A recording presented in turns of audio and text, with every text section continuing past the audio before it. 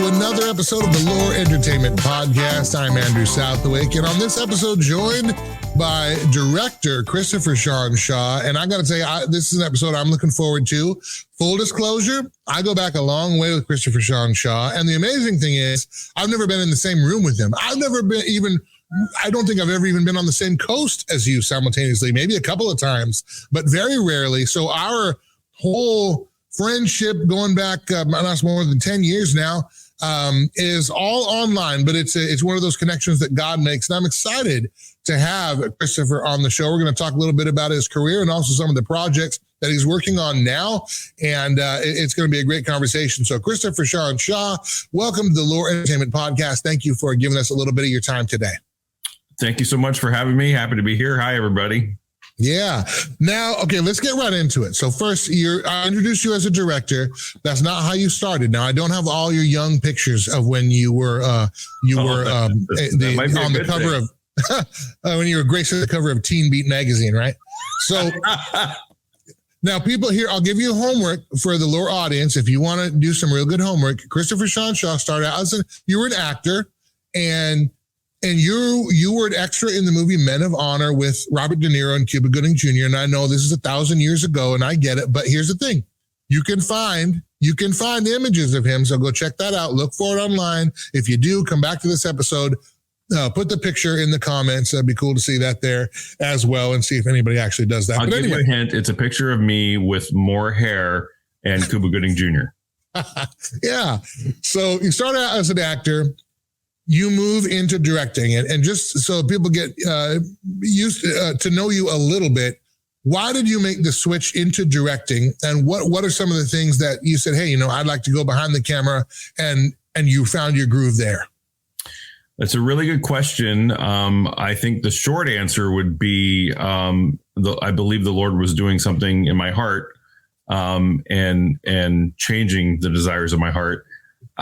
However, the longer answer is I was always fascinated by movies. I loved watching behind the scenes stuff. I loved seeing the actors, like what were they really like behind the scenes, that kind of thing.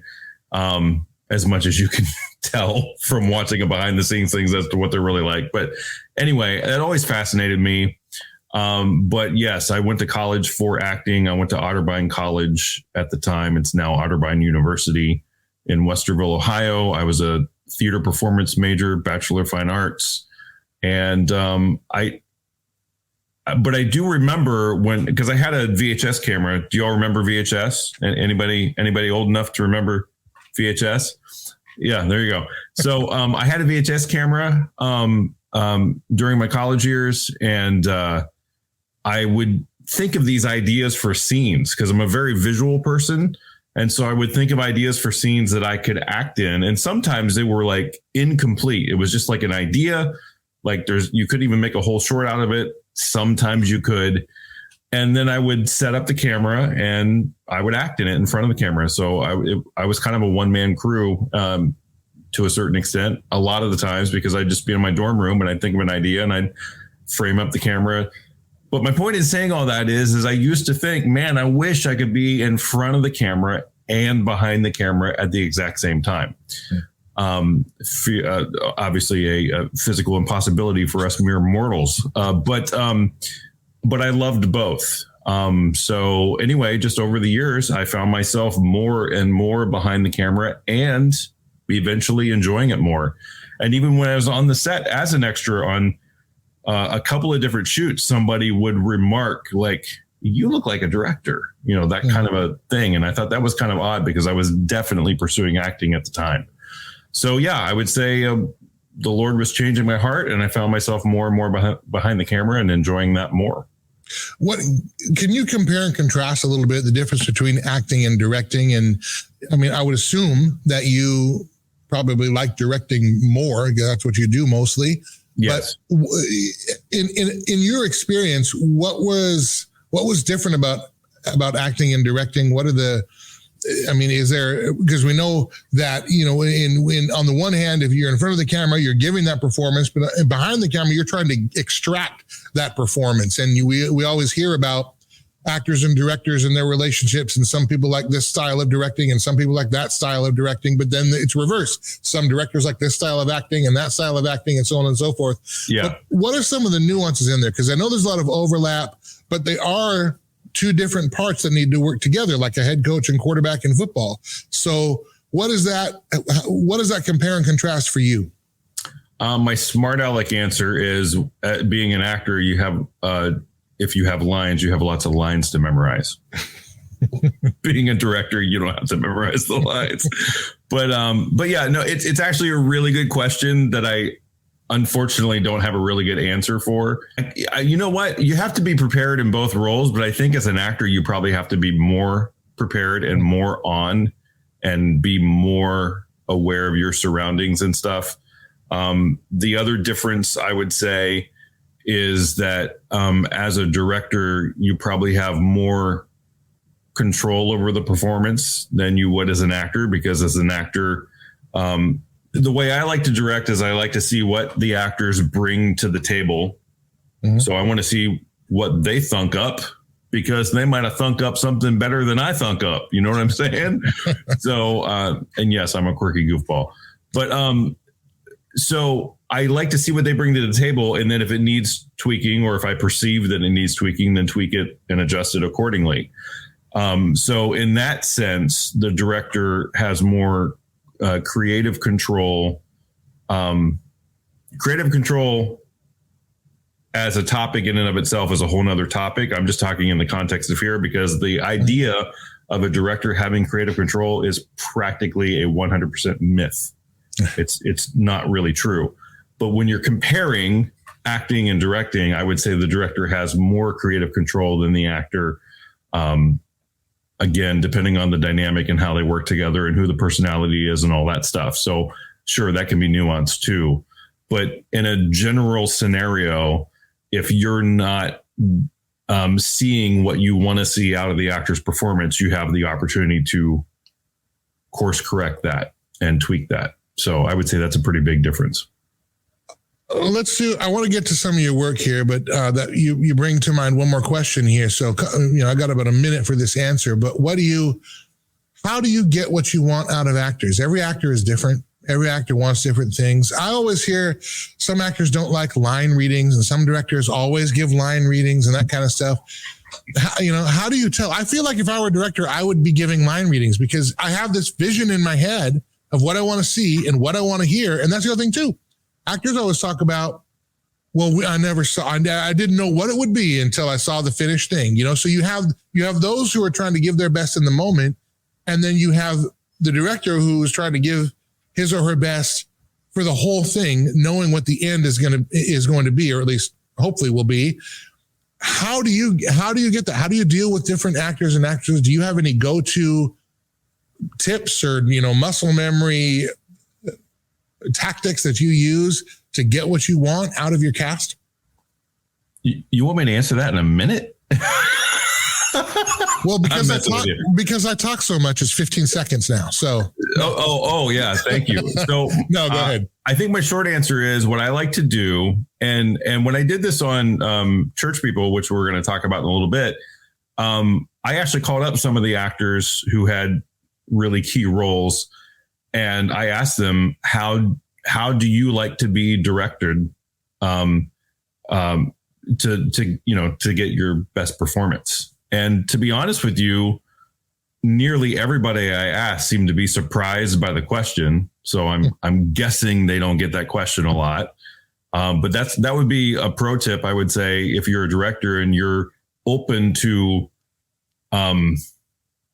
directing one actor differently than you might direct another actor, then ask them, how do you like to be directed? Because you're correct. There are different styles of acting. Some I agree with, some I don't agree with, but nevertheless, there's still different styles of acting. And so there's two main types of directing that I'm aware of. And I learned this from reading a book, and I think it's called Directing Actors. I forget the author's name, but if you look up on Google directing actors, you should be able to find it, or DuckDuckGo, whatever your go-to is for searching things. But there's results-oriented directing, and there's discovery directing. And I think that has a better name than discovery directing. But the idea is results oriented is do it faster, do it slower, et cetera, et cetera. It's more of this is the result I want. And the discovery oriented directing is more along the lines of asking the actor questions that should lead to hopefully the result that you're looking for. But it's a way for them to discover it themselves as opposed to you telling them what you want. That I think you have to have a certain finesse in being able to do it that way. I think it could potentially take significantly longer. I tend to be a results-oriented director. However, I'm open to collaborating with what the best fit is for that specific collaboration. Well, let's talk about a recent collaboration. How about your most recent collaboration? This was a film, I believe, was premiered at the 168-hour film festival, if I'm not mistaken. And that, for those who do not know what that is, that's a Christian film festival. You have 1 week to write your short film or write your project, film it, edit it, get it in the can, and submit it. And that was that film festival where I first connected with Christopher Shawn Shaw back in the good old days. I don't know, before I was going to make a joke there, but I'm not going to. Anyway. Do a search online for Skip Listening and my name. Yeah. Yeah. And do a search for How I Met My Father. Mm-hmm. And actually that's on Amazon Prime. So if you go to Amazon Prime. Is it really? Yeah. If you go to Amazon Prime, you can actually rent How I Met My Father. Andrew did the music for that. Yeah. And Andrew's old band Jericho did the lyrical music for Skip Listening. Yeah. So, and Hangtown and I'm Not Drunk. And Hangtown and I'm Not Drunk, which are on my YouTube channel. So if you go to my YouTube channel, then you can see Hangtown and I'm Not Drunk, and he did the music for that too. So we have a lot of experience with the 168. However, slight correction, the last 3 years I've done the 168. It's not the speed film category. Did you know that that you can do other categories now? No one told me. Yeah. I'm surprised because they have my number. I don't know why they don't call. That's not how the 168 works. So if you're a returning 168 producer, and by the way, to be a producer for the 168, all you have to do is sign up to do a 168. You're a producer. It's as simple as that. There you go. You're the one responsible for bringing your team together. Easiest barrier to entry to filmmaking right there. Exactly. Sign up for a 168 film project. Just go to 168film.com. And it's too late to sign up this year, but next year is around the corner. Mm-hmm. But traditionally, like Andrew said, it's a speed filmmaking competition based on a theme for the year and a Bible verse. And so what happens is there's a verse assignment night. You randomly select a Bible verse. Each team typically gets a different verse related to the theme. And then you springboard into 10 or 11 days of writing the short film script. And then immediately after those 10 or 11 days that you have to write, you're thrust into the 168 hours, which is 7 days to shoot, edit, score, turn in a finished short film that's around 10 or 11 minutes. Now, in I would say the recent several plus years, they have more and more categories. They have a documentary category that doesn't fall within the 168 parameters of 168 hours. You have longer to work on it. And they have another one that I've been doing a lot lately called the alumni entry. And that's returning 168 producers can sign up for an alumni project. And just like the unlimited documentary category, once you sign up, you can start working on it. So you can have months to work on it if you sign up early enough. And that's what we did for our most recent one. It's called Lifeless, a musical zomedy. Musical zomedy. There must be more to life than death. Why don't we'll get into the cast a little bit, but tell us what is it about and where did that idea even come from? The idea came from the brilliant mind of Darren Cogan, who not only wrote the screenplay, he wrote the lyrics to the songs. And then our lead actor, Aaron Folan, who some of your audience, I'm sure a lot of your audience know who Aaron Folan is. He was our lead actor, our lead zombie, and he also put music to Darren's lyrics. And I'm telling you, the combo of Darren and Aaron, phenomenal, epic. And then Aaron also did our score. But here's the log line. 3 decades after the zombie apocalypse wipes out the entirety of human civilization, one lone zombie's undead heart yearns for and croons for something more. Actually, groans for and croons for something more. Sorry. I screwed up the log line a little bit there, but you get the gist. It is a musical comedy with zombies. They sing, and so therefore it's a musical zomedy. And I'm telling you, Darren Cogan is the brainchild behind this one. And now, okay, so let's get into the cast. You mentioned Aaron Fullen. This also features Victoria Jackson. Some will remember her from Saturday Night Live. And also Brad Stein, a Christian comedian, been around quite a while. And funny, little tiny, I don't know, my gosh, I've forgotten how to use the English language in a coherent and professional way. An eeny meeny little story that I have. Why don't I just embrace it? Forget about it. This is over. I tried to book Victoria Jackson to do some stand-up comedy about 15 years ago, but she said no. So anyway, yeah, I know. We had money and everything. Didn't matter. Anyway, I tried. Wow. So congratulations, because she's hard to book. That's all I'll say is that. Well, I've been honored and privileged to work with her on multiple things. And we actually, Thor Ramsey is the star of and one of the writers on Church People. Mm-hmm. He and I are collaborating on a feature film with Victoria that stars her and Thor. And then we're also writing parts for, hopefully they will accept, Billy Baldwin and China Phillips. There you go. We're hopefully going to reach out to Priscilla Shire. Okay. Anybody out there know her? Okay. Maybe you could do a warm introduction. But it is a hilarious comedy feature called My Next Door Neighbor. Of course, it needs funding. We just recently got through the first draft, so we're now going through and revising it and making sure it's as funny as it can be and making sure the characters have the arcs they need and that kind of thing. So it's still in development, but we do have a first draft of the script, and it's hilarious. So I'm sorry, go ahead. No, go ahead. It's fine.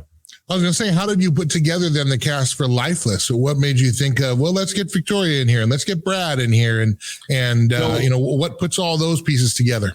So Victoria and I first started working on another project you were part of, Andrew Southwick. Huh. We worked on Something Smells Funny, which is a comedy cooking show. And so I asked Victoria on that shoot some questions about, filmmaking, and if she, if there was ever like a part she could do that she never got the chance to do, what would it be? Because I was hoping to further collaborate with her beyond that show. And so we kept in touch, and she did a virtual 168 film project shoot with us. Again, it was alumni entry, so not 168 hours to do it, but it was called Birthday Brash, which you can find on Crown Entertainment's YouTube channel. It's a really fun short about a dysfunctional family, and Victoria plays 4 different characters, including a little girl, and Aaron Fullen co-stars in that with her, and he plays 3 different characters. And so it's this dysfunctional family getting together on a hilarious Zoom call. And so at last year's 168 festival, where it won Best Comedy and Best Screenplay Comedy, we were given the theme for this year, which is the theme of time. And so Darren started thinking about, I think a lot of people are probably going to do time travel because that's the low hanging fruit.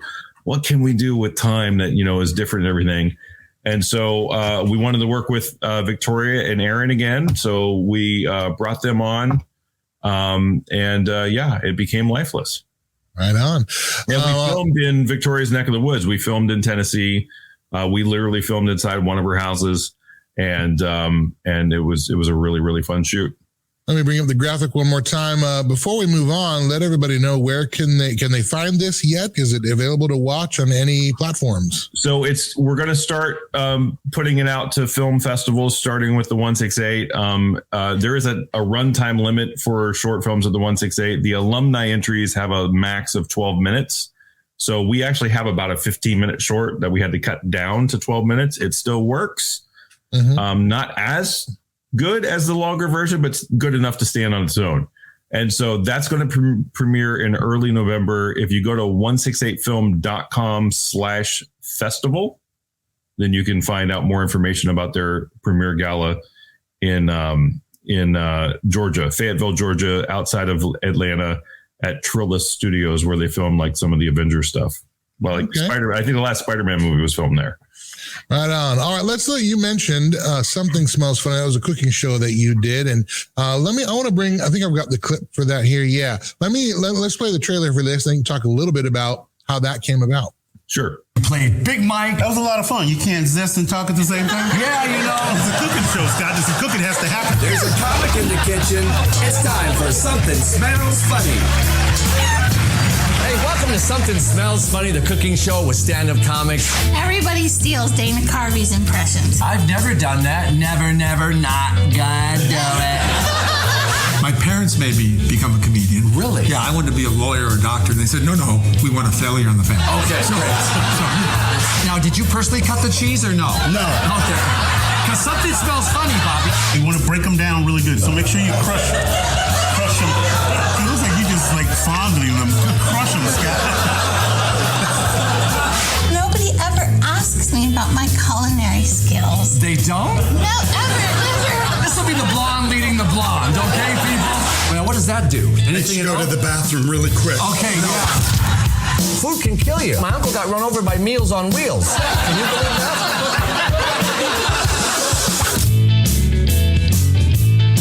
This is going to be delicious.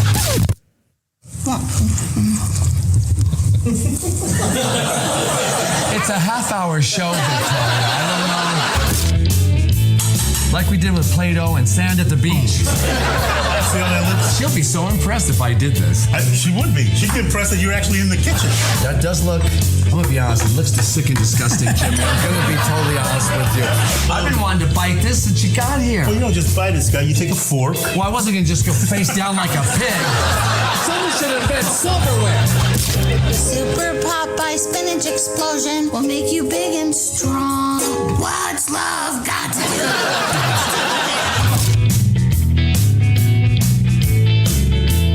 And to all of our viewers, we'll see you next time on Something Smells Funny. Thanks, everybody. This is so good.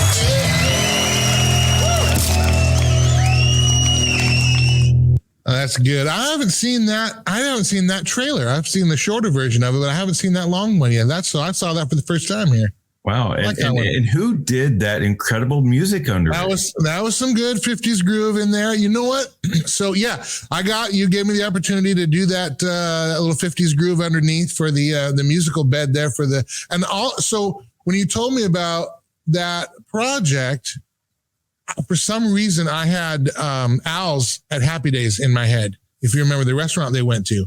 So honestly, I was just kind of thinking like, well, that can have a nice groove and it fits underneath and you can kind of hear it and not hear it at the same time. And it has a nice little groove. And I thought it would fit well with the comedy because the beat's not super defined one way or another. You could go a lot of different ways and that would give you room for the rhythm of your edits and the rhythm of the dialogue. And so I tried to channel my inner Fonz and which is hard to do. I mean, I have to get to some deep places to bring out the Fonz. But anyway. Well, yeah, it's a fun show, and I want you to know, and I want to publicly say that Dr. Watson, the executive producer, loves your work. So, thank you. Yeah, so he's actually done music I have a pediatrician client in Southern California. His name is Tim Watson. So yes, he's really Dr. Watson. Like that's real name. And he's a big kid. We're similar in age. He's about a year and a half older than me. And he and Scott Wood, Scott's a client of his, because Scott's kids went to him as their pediatrician. And so, Tim was telling him, like, some things that kind of get under his skin when it comes to improper clinic etiquette, like for the clientele that come. And so back in 2012, we first did a bunch of sketches that was an over-the-top comedic look, not mean-spirited, but just a way to communicate in a funny way. Like, here's proper clinic etiquette when you come to the clinic, like how you dress and, take care of your personal hygiene and stuff like that. Right. And so we did these over the top things. So every couple of years we would do sketches And Scott Wood had this idea for comics in the kitchen, and it would be like a talk show, but in the kitchen making an actual dish where the comic would come in with a recipe and show Scott how to do it. And that was the original idea. And Dr. Watson was like, well, hey, why don't we put a healthy spin on that and let's make it somewhat healthy dishes? And so Dr. Watson decided he would executive produce it. So we put together 4 episodes. It's currently on Tubi, Tubi.com, or download the free app and just type in Something's Most Funny. You can watch all 4 episodes. And I think it starts with a highlight featurette episode because they needed 5. And so we cobbled together a featurette, which is like highlights of those 4 episodes. But then each one beyond that is those individual 4 episodes. And Andrew's music is throughout all of them. There it is. Yeah. All right. So we got a little, and I got to, because I want to make sure we get the trailer in for church people. We'll talk about that. That was also another long one that took years to make. So the process of filmmaking can be long and arduous and difficult. And one of the great things about LOOR is it cuts out some of that middleman work. And it does. The work still is there. The fundraising is still there. And this film, Church People, really, Christopher, I think is one of, for any filmmaker, I think it's an incredible achievement, and you were able to do it, and it was received so well when it came out, and it still moves on. My son, he was so excited when the film came out and got the DVD and all that kind of thing, and so, but for filmmakers to have, I want to make a feature film, and I want to cast it, and I want to raise the funds, and I want to get it to be distributed. Most films, the vast majority never get there. The ones that do oftentimes take years. You were able to achieve that accomplishment, to see it happen, to see it through. Obviously, there's more work to be done. You're still working in the career. But this, I thought, I was really happy for you because it was the first big one. So give us a 30,000-foot view of just getting this film off the ground and getting it made, and then we'll show a clip. All right. So I reached out. There's a long story behind this. So 30,000-foot view, let's go 40,000-foot view. So just to understand that even with the gaps, there's lots of hills and valleys in this. So in 2009, I connected with Thor Ramsey on Facebook, and we had sparse communication, but very long story short, we ended up working together on a 168 speed film project called Skip Listening. This is 168 hours to shoot, edit, turn it in. Skip Listening. If you search it online, you can probably find it. That was my very first of many collaborations with Thor. And as we were prepping to do that, he told me about this script he had called Youth Group. And at the time, he wanted to direct and star in it. Again, long story short, turns out he didn't want to direct it. So he let me direct it. And so what we did later in 2010, so this is in 2010, mind you, later in 2010, we shot a proof of concept trailer, which I highly recommend doing if you have the resources to do it. We cobbled together a team, paid some people, didn't pay everybody, but it was basically a mock trailer. This is what the movie could look like if it was funded. And then, I shared that all over social media. Again, long story short, it gets in front of Stephen Baldwin. Stephen Baldwin tries to help find funding for it. Again, very long story short, Mike Lindell ends up funding the project. My Pillow, Mike Lindell funds the project. We shoot it in 2016. Again, long story short, it releases via Fathom Events in 2021. So remember, I came on the project in 2010. It isn't in theaters until 2021, and then it wasn't on DVD until 2022. That is like the 50,000-foot view right there. So let me ask you this question. If you had an opportunity where you can, a more direct crowdfunding, way to help out, do you see that just in terms of your fundraising? That's part of what LOOR is doing and changing some of the paradigm of that. How would you see that changing how films get made? I think it's certainly a monumental step and a monumental undertaking.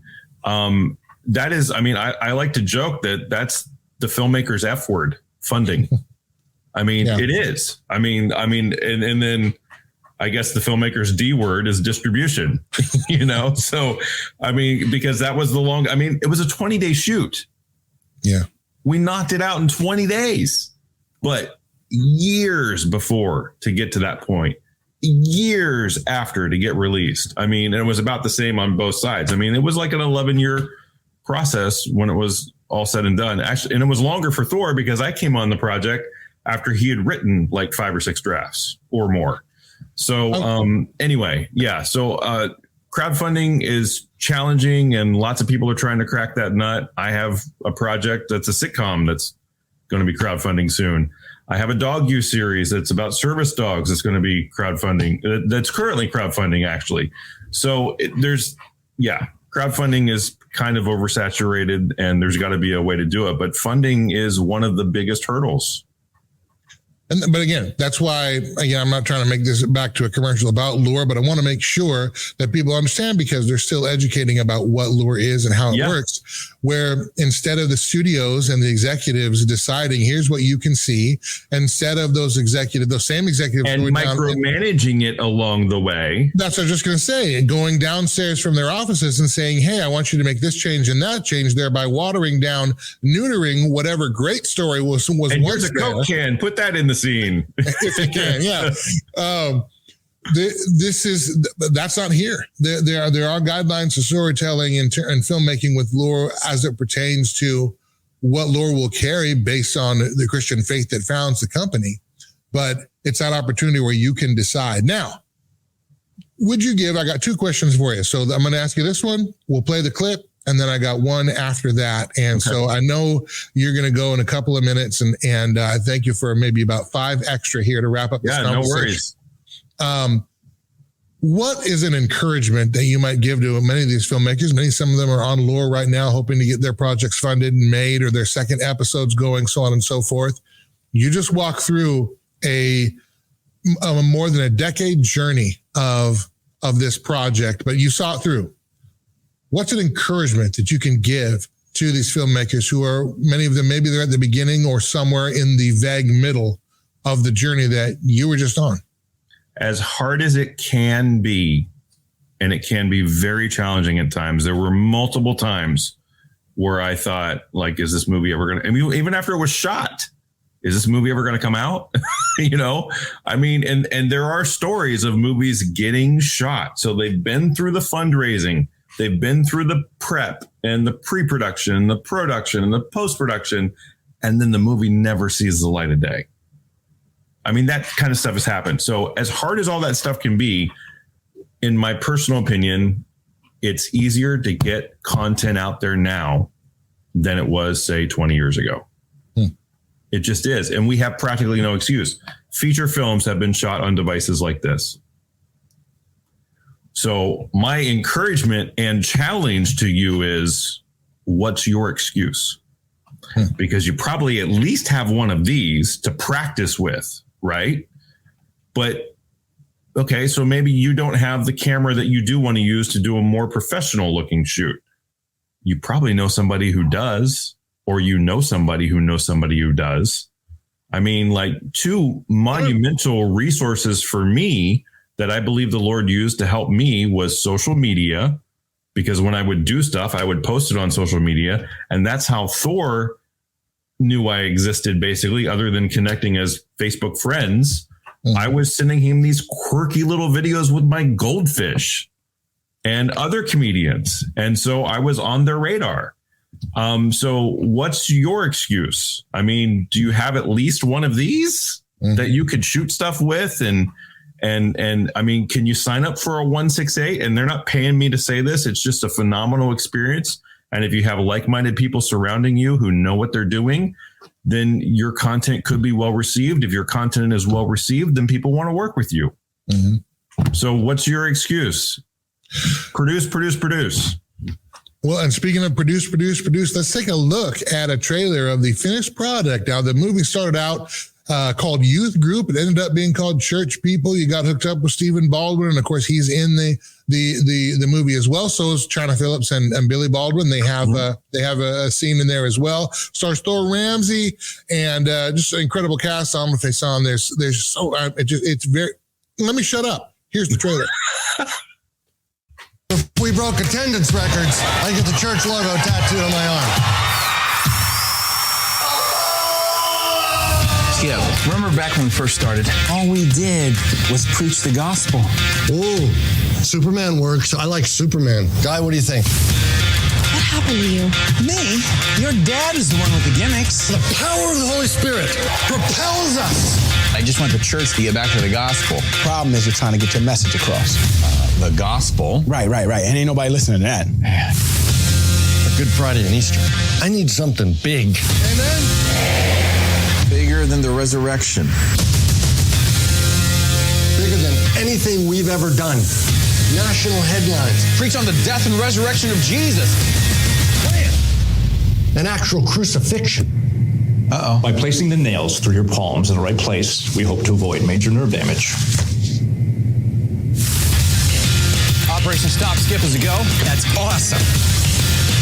You have to cancel this Good Friday stunt. Don't be so dramatic, honey. Ooh, I like the rusty ones.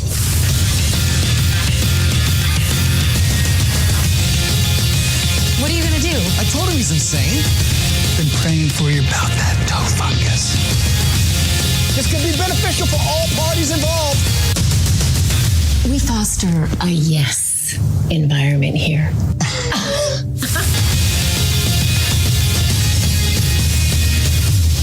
God wanted me to marry you and you could be my wife. I have an answer for you.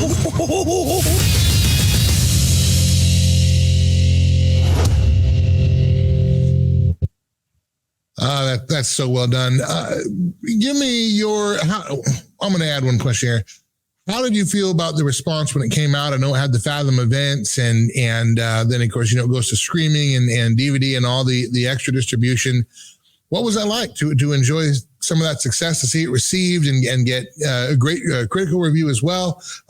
Talk a little bit about the post-release and enjoying, hey, this film is made, people are seeing it, it's being received well. First, let me say how you can see it. If you go to my website, which is on the screen here, ChristopherShawnShaw.com, there is an affiliate link to get the DVD on Amazon.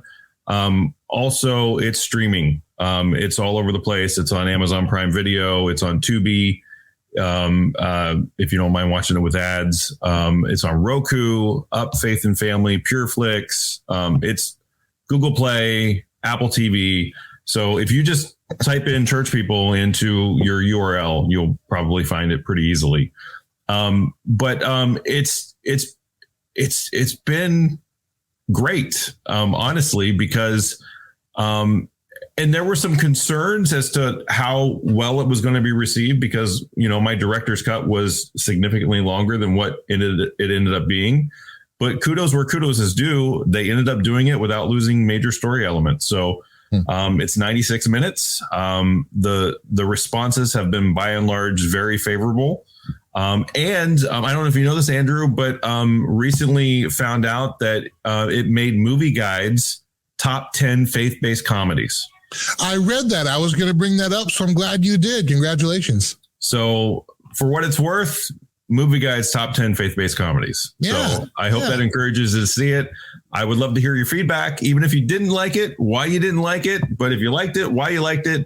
And of course, we don't have tons of marketing behind it. So please feel free to share it on social media and share this interview. And so we'd love the word of mouth attention to it.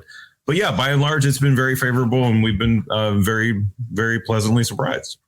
So let me ask you this go-home question here. This is not about the films we've talked about here, but just one, because again, LOOR is a Christian company. One of the things that we have talked about on many podcasts in different ways, and I know even you addressed some in Making Church People, was the cheesiness of Christian media and entertainment. And there's a million different reasons as to why it's not just cheesy because Christian talent sucks. In fact, that's the least of the problem. There are other reasons why, but Church People was one of those films that changed that. Even the comedic pace is different from Christian comedies that preceded it. How have you seen Christian films and Christian storytelling change for the better? Really, you can look just over the course of making church people up to now. And are you optimistic that Christian filmmaking will continue to improve, that we can leave some of the cheese behind and make films of high quality, but also of eternal and kingdom impact? Yes, I think it's gotten significantly better over the past couple of decades. What are some of the things you think have improved? I think production value has improved dramatically. I think you had mentioned there's multiple factors that can go into why a movie doesn't work. But honestly, I believe it starts with the story and the script. If you have a compelling story and script, a well-written script, then it makes the other parts at least a little easier because you have that foundation there. And that's a major part of the foundation is story and script. I mean, how many times have we seen the same old type of movie where, you know, you got to save the farm or you got to save the house. Bring a different spin to it. Have a compelling story, have a compelling script. Satire is a great way to do that. Comedy is a great way to do that. But yeah, I think it's getting better. I still think we have a long way to go, even myself personally. But yeah, I'm hopeful, and I think there's been multiple filmmakers out there that have shown it can be done. Well, Christopher, there's a lot more that we can cover. I don't have time. We don't have time. I've already kept you over time. You got a family waiting. I've got. Can I say one more thing before I wrap up the show? You can say one more thing. Okay, thank you. I just want to say that if you're watching this and you're a pastor or you know a pastor who would be interested in screening church people, I will let you know that screening is available. If you go to churchpeoplefilm.com, there's ways that you can get a license to screen it. And I also want to let you know that Thor and or I are available to attend via to do a Q&A afterwards. So if you want to hear more of the story of how it came about and how we met and how the process went, then you can invite us to come and do a Q&A, and we can do that in person or we can do it over Zoom.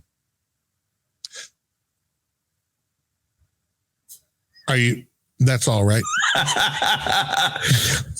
Don't tempt me. I mean, I'm sure I could think of more. So Thor and I have numerous scripts that need funding. If you want to help out. Okay, there you go. Let's talk about all of them. Okay. Let's talk about all of them. So this log line and that log line. All right. But I will say we do have a political satire and a satire on the abortion industry that are very intriguing and hilarious and poignant that need funding sooner than later. Well, you can find out all that and more. ChristopherShawnShaw.com, ChristopherShawnShaw.com. You see it right there on the screen, or his handle at Director CSS, Director CSS. You can find him all over the place there. He's got YouTube and Facebook and all. Are you on Twitter too? I am at Director CSS, at Director CSS on Twitter, Instagram, or actually, I think it's called X now. So, X? No, I'm not going to do that. Yeah. But what do you call a tweet now? You call it an X? I X'd See, it? that's the thing. I don't know. I X'd it. I don't know. That sounds, I don't like the sound of that. Yeah. I don't like that. That's too, no. Nope. Not playing it. Okay. You can see all my X's in all their glory. Wait, that doesn't sound right. On X. On X. I can't do it. It's like the Washington Commanders football. It'll never happen. All right. That's enough. We are derailing here, which is a good time to get off the rails. Christopher Shawn Shaw, thank you for your time and your extra time here on the show today. Really appreciate having you on. We will have you back in the near future. For Christopher Shawn Shaw, I'm Andrew Southwick. This has been the LOOR Entertainment Podcast. Let us know what you think in the comments below. Like, share, subscribe, do all the things that you know you're supposed to do that only take 3 seconds. So again, there's no excuse. Do it. Like, share, subscribe, leave us some comments. Let us know what you think about the show, other questions you might have. We love to hear your feedback. For Christopher Shawn Shaw, I'm Andrew Southwick. Again, this is the LOOR Entertainment Podcast, and we will see you next time.